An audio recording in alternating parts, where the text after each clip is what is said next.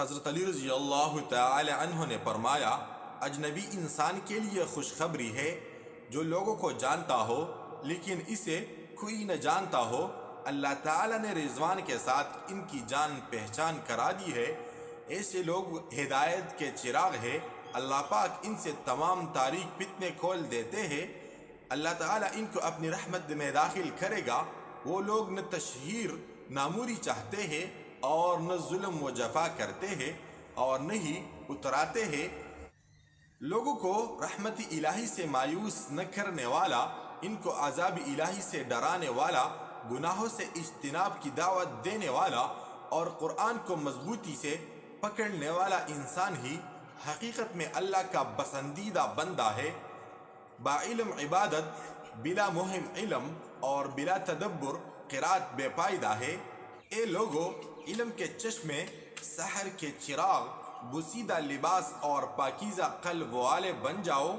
اس کی برکت سے آسمانوں میں تمہارے تذکرے ہوں گے۔ موت اس وقت تک تمہارے دروازے پر دستک دیتی رہے گی جب تک تم میں سے کوئی ایک باقی ہے۔ تم سب نے اس دنیا سے جانا ہے۔ اے اللہ کے بندو، اللہ سے ڈرو، طلب میں محنت اور کوشش کرو، عمل میں جلدی کرو، نعمتوں اور لذتوں کو توڑنے والی شے موت کو یاد رکھو۔ دنیا کی نعمتیں ہمیشہ رہنے والی نہیں ہے۔ اس کی مصیبتوں سے کسی متکبر کو اس کا غرور امن نہیں دے سکتا، کسی افواہ ساز کا قول نہیں بچا سکتا۔ اے اللہ تعالی کے بندو، عبرتوں کے ساتھ نصیحت پکڑو، آیات و واقعات کے ساتھ عبرت حاصل کرو، پندواز کے ساتھ نفع حاصل کرو۔ موت اپنی پنجے تمہارے لیے گاڑ چکی ہے۔ زاہدین فی دنیا اور راغبین فی الآخرت کے لیے خوشخبری ہے۔ انہی لوگوں نے زمین اور اس کی خاک کو بستر بنایا، قرآن اور دعا کو ذریعہ ہدایت سمجھا۔ لوگ تین قسم کے ہیں: عالم ربانی، متعلم، گمراہ۔ اے برادر، علم مال سے بہتر ہے کیونکہ علم تیرا محافظ اور تو مال کا محافظ ہے۔ عمل سے علم میں اضافہ اور خرچ سے مال میں کمی آتی ہے۔ عام لوگوں میں محبوب ہوتا ہے، نیز علم اطاعت الہی کا سبب ہے۔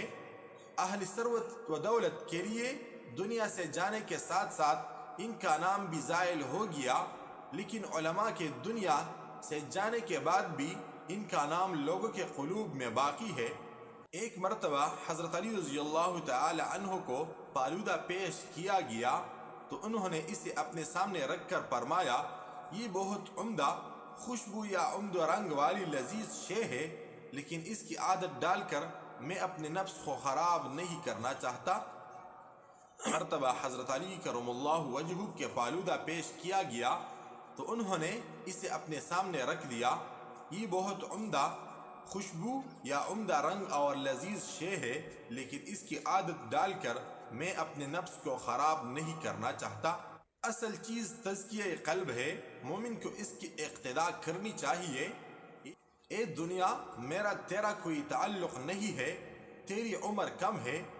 تین عمل سخت ترین ہے: اپنے نفس سے کسی کا حق دلوانا، ہر حال میں ذکر الہی کرنا، دوسرے بھائی کی حاجت کا خیال رکھنا۔ قیامت کے روز دنیا انتہائی حسین و جمیل شکل میں اللہ تعالی کے سامنے لائی جائے گی۔